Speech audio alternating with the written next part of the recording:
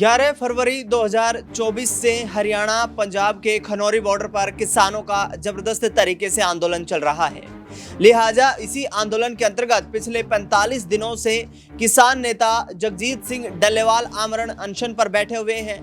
लगातार सरकार से ये मांग की जा रही है कि किसानों की मांग को सुना जाए। उनकी जो वादे प्रधानमंत्री नरेंद्र मोदी के द्वारा किए गए थे, उन वादों को अब पूरा किया जाए, क्योंकि केंद्र में तीसरी बार भारतीय जनता पार्टी की सरकार है। और याद कीजिए वो वक्त जब 13 महीने तक दिल्ली के बॉर्डर पर किसान बैठे रहे थे। उस दौरान प्रधानमंत्री नरेंद्र मोदी ने खुद ये आह्वान करते हुए कहा था कि हम देश के किसान को समझाने में नाकाम रहे हैं और आगामी वक्त में हम ये वादा करते हैं कि आने वाले वक्त में जल्द ही कमेटी का गठन करके यहाँ पर और किसानों की तमाम समस्याओं का समाधान निकाला जाएगा।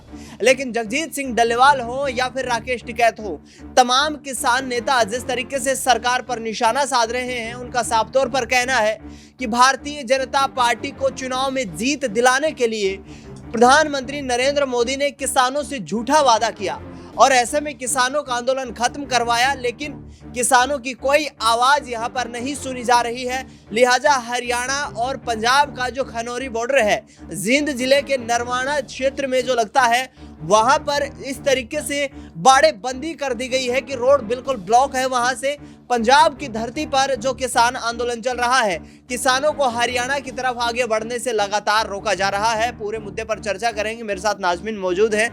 नाजमीन, प्रियंका गांधी ने भी ये कहा है कि पीएम मोदी को अब मुलाकात करनी चाहिए किसानों के साथ।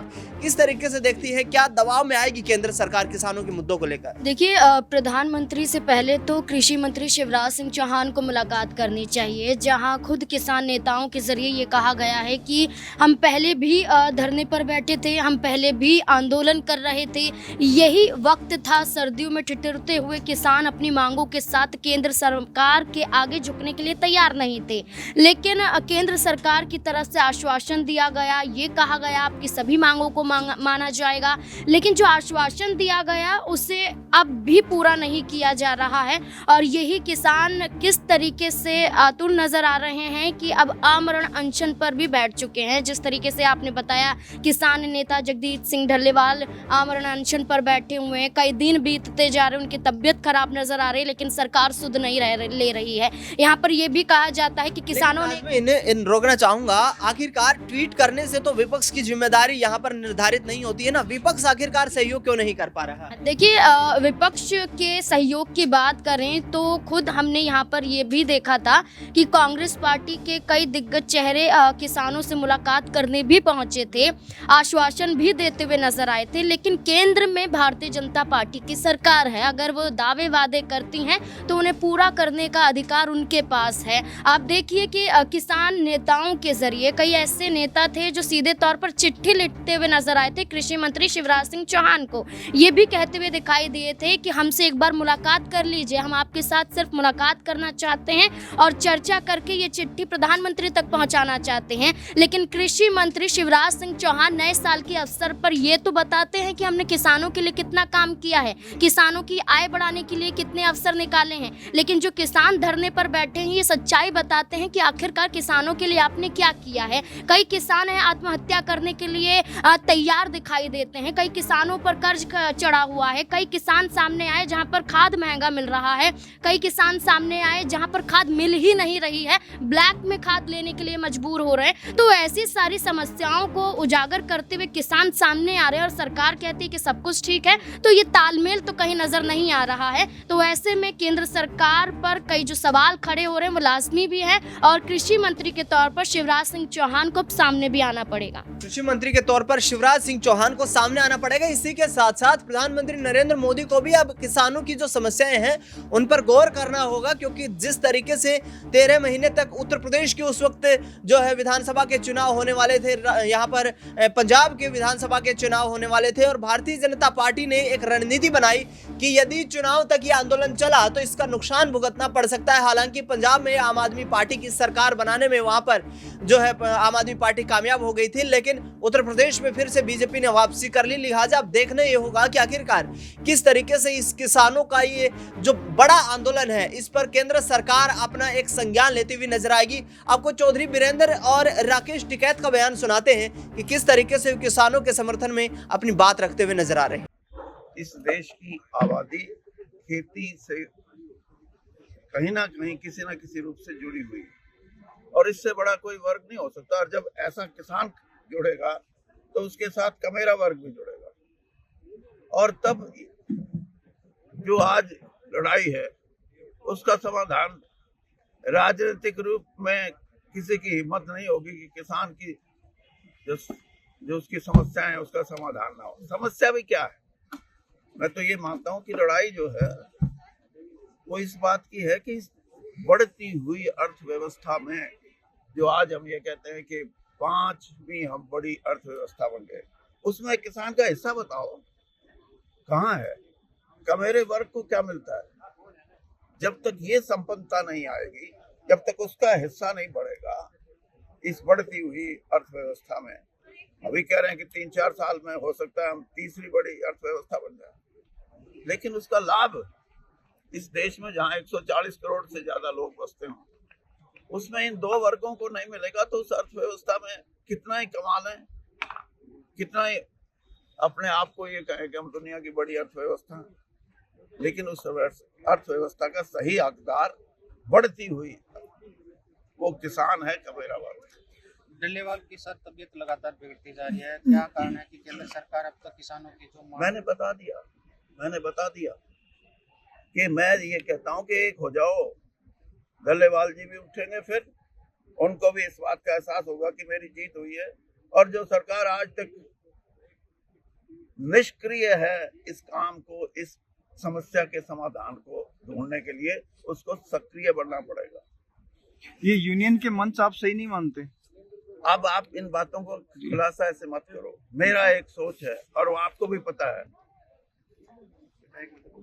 कि जब किसान आंदोलन चला था तो 400 से ज्यादा यूनियन थी और उसमें से फिर जब ये बात आई कि इकट्ठा हो जाओ तो तब भी 40 का एक ग्रुप बना संयुक्त किसान मोर्चा के नाम से। आज मैं कहता हूं कि एक हो जाओ। आप बात करते हो राजनीतिक रूप से, मैं बात करता हूं कि किसान की एकता, जिस दिन किसान की एकता होगी उसके आगे कोई रुक ही नहीं सकता। सर एक चीज, 2022 तक क्या किसानों की आमदनी दोगुनी हुई? सवाल ही नहीं। कितनी हुई? अब ये देखो, बात ये है कि मैं अर्थशास्त्री नहीं हूँ, लेकिन मैं इतना जरूर कहूंगा कि किसान की आमदनी दुगनी करने से भी उसकी गुर्बत दूर नहीं होगी। उसको मेरी जो सोच है, एमएसपी को भी मैं ऐसे बोलता हूँ कि फर्स्ट वैल्यू एडिशन जहाँ होती है, एमएसपी का बेंचमार्क वो बढ़ाया जाए। आप 2300 रुपए क्विंटल है ना गेहूँ, हाँ 2300 रुपए क्विंटल गेहूँ खरीदते हो और जब उसका मैदा बनता है तो वो 6500 रुपए क्विंटल बिकता है। 6.5 क्विंटल नहीं, 60,000 नहीं, 6.5 6.5 बिकता है। तो मैं ये कह रहा हूँ कि जो फर्स्ट वैल्यू एडिशन है किसान की किसी भी क्रॉप का, उसका आकलन करो कि उस पर खर्च कितना है मैदा बनाने पे, जिसने मैदा बनाने का काम किया है उसको कितना मिलना चाहिए और किसान को कितना मिलना चाहिए। ये है सही डिस्ट्रीब्यूशन। वरना एमएसपी बढ़ती जाए, 100 रुपए और बढ़ा दो, 200 और बढ़ा दो, गरीबी फिर भी वहीं रहेगी। वैल्यू एडिशन तो प्रोडक्ट से बढ़ती जाती है, कोई भी प्रोडक्ट। मैं इसीलिए कह रहा हूँ फर्स्ट, उसके बाद तो 20 चीज बढ़ती है। डबल रोटी भी उसी से बढ़ती है। फिर वो जो 5 सितारा होटल में उस डबल रोटी सामान लगा के लाते हैं। तो ये मैं तो इतना तो करो कम से कम, एक नई सोच और एक नई किसान की अर्थव्यवस्था में मौलिक सुधार है। हमारी कमेटी थी जो एक तालमेल कमेटी थी, जो पत्रकार और जो आम लोगों में एक दूसरी भावनाएं से जारी थी। ये ठीक है कि कल से फिर आपस में एक तालमेल कमेटी जाए, बातचीत करें। और हमने बार बार कहा कि पंजाब की जत्थेबंदी अगर एक हो जाएगी तो पूरा देश एक है। ये लड़ाई पंजाब की धरती से लड़ाई आगे जानी चाहिए। जो बयानों को तोड़ मोड़ कर दिया गया है, भावनाओं को ठेस पहुंचाई गई है। हमने कहा कि ये लड़ाई अभी पंजाब की जमीन पे है। जब तक ये लड़ाई पंजाब का बॉर्डर क्रॉस नहीं करेगी, जब तक जहां पे भारत सरकार की पार्टियों की सरकारें हैं, वो हरियाणा हो, वो दिल्ली के आसपास हो, वो उत्तर प्रदेश हो, ये लड़ाई वहां तक जानी चाहिए। ये संयुक्त मोर्चा कभी लड़ाई से पीछे नहीं हटा। बहुत कहते हैं कि इसके नेता कौन है, इस संयुक्त मोर्चे का कोई नेता नहीं है, सब अपने जत्थीबंदी के नेता हैं। संयुक्त मोर्चा में आज भी हमारे 40 बड़े लीडर हैं। हम जहां भी, चाहे कर्नाटक जाओ, आंध्र जाओ, कहीं जाओ, हम कहते हैं कि हमारे लीडर संयुक्त मोर्चा के 40 बड़े लीडर हैं। जो भी फैसला लेते हैं हम उनके साथ रहते हैं। अकेला कोई नहीं है, सब जत्थेबंदी के अपने लीडर हैं, संयुक्त मोर्चा के इकट्ठे लीडर हैं। भारत सरकार संयुक्त मोर्चे को तोड़ना चाहती है।